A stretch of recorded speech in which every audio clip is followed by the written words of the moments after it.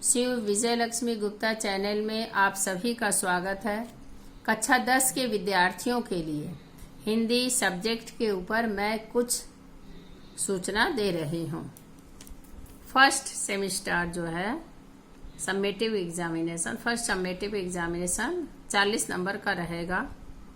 इसमें जो सिलेबस के आधार पर कविता में रैदास के पद और आत्मत्राण पढ़ना है, गद्य खंड में धूमकेतु, कहानी में उसने कहा था, नन्हा संगीतकार, एकांकी, दीपदान, कथा संचयन से तीसरी कसम कहानी, व्याकरण में कारक और निबंध में सामयिक विषयों पर निबंध।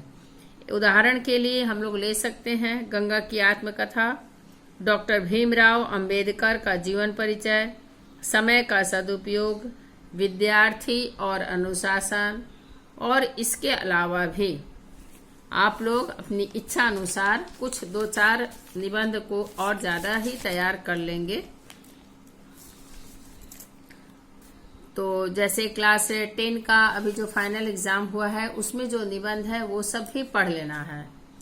तो ऐसे तो फर्स्ट समेटिव टेस्ट के लिए भी यदि आप फाइनल एग्जामिनेशन बोर्ड का जो क्वेश्चन पेपर है कम से कम 5 वर्ष का 2018 से लेकर के 2023 तक का क्वेश्चन पेपर में ये सब लेसन अभी आपके सिलेबस में है, इससे संपर्कित जो कुछ भी क्वेश्चन आया हुआ है उसको अच्छी तरह से तैयार कर लेना है। स्पेलिंग पर भी ध्यान देना है और राइटिंग एकदम अच्छी होनी चाहिए। तो निबंध तो समझ में आ ही गया। कारक में कारक किसे कहते हैं, कारक के कितने भेद हैं, इसके जो 8 भेद है, प्रत्येक भेद की परिभाषा विभक्ति के साथ उदाहरण के साथ, क्योंकि परीक्षा में परिभाषा आती है तो कभी भी परिभाषा लिखना है तो परिभाषा के साथ उदाहरण अवश्य देना है। कथा संचयन में तीसरी कसम जो कहानी है फणीश्वर नाथ रेणु द्वारा रचित है, तो इसमें भी हीरामन और हीराबाई के बारे में थोड़ा अच्छी तरह से जानकारी, उनका चरित्र चित्रण पढ़ लेना है। और हीरामन ने जो 3 कसम खाई थी, पहली, दूसरी और तीसरी, इसका भी अध्ययन कर लेना है। एकांकी में दीपदान है, तो दीपदान में से संपर्कित दीपदान एकांकी का नामकरण उसके शीर्षक पर और उस दीपदान एकांकी का उद्देश्य क्या है, उसी में हम लोगों को बीच में दिखलाई देता है कि उदय सिंह को बचाने के लिए किरदवारी और शामली ने कौन सी भूमिका निभाई थी, सोना का क्या रोल है। इस तरह से कुछ छोटे छोटे क्वेश्चन पर थोड़ा विशेष ध्यान दे देना है ताकि आप लोग सभी प्रश्नों का उत्तर दे पाए। यदि कोई क्वेश्चन 5 नंबर का है तो उसके लिए 15 सेंटेंस 15 वाक्य काफी है, उससे ज्यादा नहीं लिखनी है। 3 नंबर का रहेगा तो 3 त्रिका 9 सेंटेंस में मोटा मोटी हो जाना चाहिए। यदि शॉर्ट है 1 नंबर का है तो 1 या 2 सेंटेंस में ही उत्तर होनी चाहिए। 2 नंबर का है तो मैक्सिमम 4 सेंटेंस या 5 सेंटेंस, बस 4 या 5 वाक्य में ही आंसर दे देना है। विशेष रूप से ध्यान रखना है, समय का भी ख्याल रखना है कि 1.5 घंटा के अंदर ही पूरा क्वेश्चन आंसर कंप्लीट हो जाए। तो इसके लिए आपको जैसे पहला क्वेश्चन रहता है कि कोष्टक में से सही उत्तर चुनकर उत्तर पुस्तिका में लिखिए। तो इस बार तो आंसर स्क्रिप्ट कौन से आएगा, तो उसमें क्या करना है कि वो 1 नंबर करके क्वेश्चन पेपर नहीं 10 के लिए नहीं है, 11 में ऐसा दिया गया है कि कौन से क्वेश्चन पेपर आएगा। 10 में तो आप लोगों को उसी तरह से जैसे 11 में लिखना होगा तो उसी तरह से 10 की भी तैयारी करनी चाहिए। तो प्रश्न नंबर जैसे 1 है, 1 का 1 नंबर में कोई भी क्वेश्चन रहेगा उसके ऑप्शन में 4 रहता है का खा गा घा करके, तो जो उत्तर सही होगा सिर्फ वही उत्तर लिखना है नंबर दे करके। जैसे खा सही हुआ तो खा लिख करके खा के बगल में जो भी आंसर लिखा हुआ उसको लिख देना होगा। उसी तरह से 1 नंबर पूरा कर लिए। 2 नंबर में रहता है कि निम्न प्रश्नों के उत्तर अनाधिक 20 शब्दों में लिखिए। तो 20 शब्दों में लिखिए। 1 नंबर का है तो 1 या 2 वाक्य में ही पूरा हो जाता है। इसमें भी दो का का, दो का खा, दो का गा, इस तरह से उत्तर लिखना है। प्रश्न उतारने की कोई आवश्यकता नहीं है। तीसरा नंबर भी उसी तरह से आता है। कभी कभी दिया जाता है कि प्रत्येक खंड से एक एक प्रश्न अनिवार्य है। इसका मतलब है कि जैसे खंड का है, अब उसमें 2 क्वेश्चन दिया, खंड खा में से 2 क्वेश्चन दिया, खंड गा में 2 क्वेश्चन दिया, तो प्रत्येक खंड में से एक एक प्रश्न का उत्तर देना अनिवार्य है। यानी प्रत्येक खंड का से 1 करना है, खंड खा से 1 करना है, खंड गा से करना है। यदि कोई स्टूडेंट एक ही खंड से 2 प्रश्न का उत्तर लिखता है तो वो एकदम बेकार चला जाता है, क्योंकि दूसरे को एक्स्ट्रा लिख करके कैंसिल कर दी जाती है।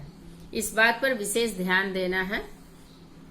यदि खंड करके क्वेश्चन आता है, उसका आंसर लिखना है, तो प्रत्येक खंड में से एक एक प्रश्न अनिवार्य है। इसका मतलब ही यही है कि हर खंड को अटेंड करना है और एक एक प्रश्न का ही उत्तर देना है। यदि आप चाहेंगे कि नहीं एक खंड से 2 प्रश्न का उत्तर दे देना है तो मेरा हो जाएगा, लेकिन ऐसा नहीं करनी है, वो समय बेकार चला जाएगा आपका, उसको कैंसिल कर दिया जाता है।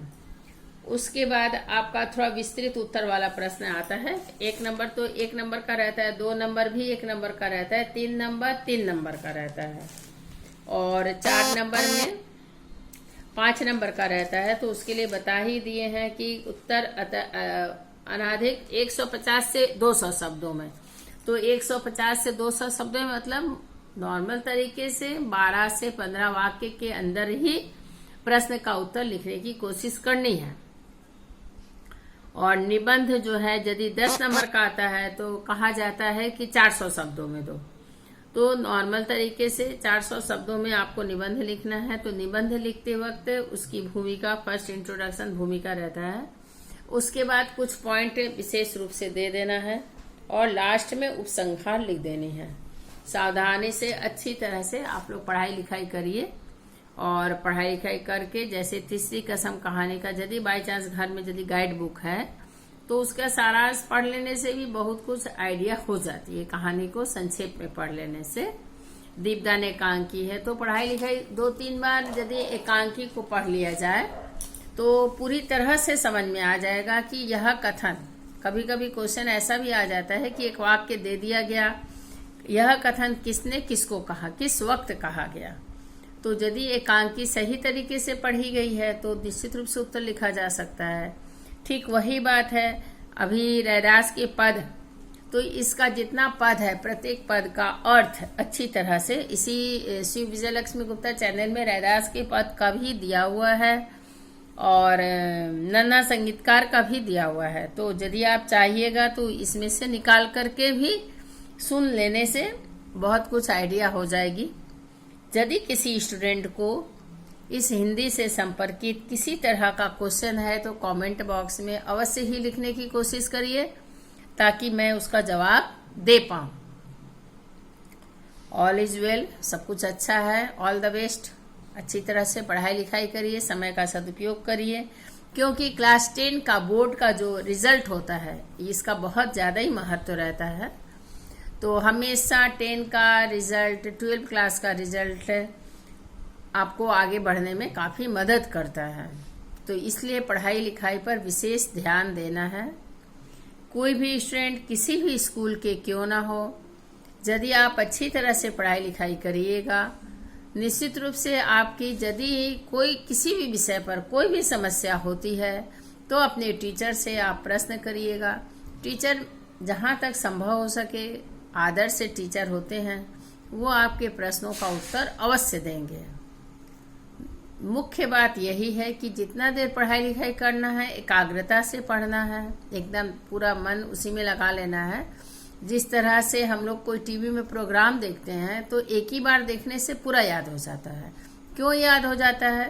क्योंकि उसको मन लगा करके देख रहे हैं, उस समय कुछ भी नहीं सोच रहे हैं, कुछ भी दूसरी तरफ नजर ही नहीं जा रहा है।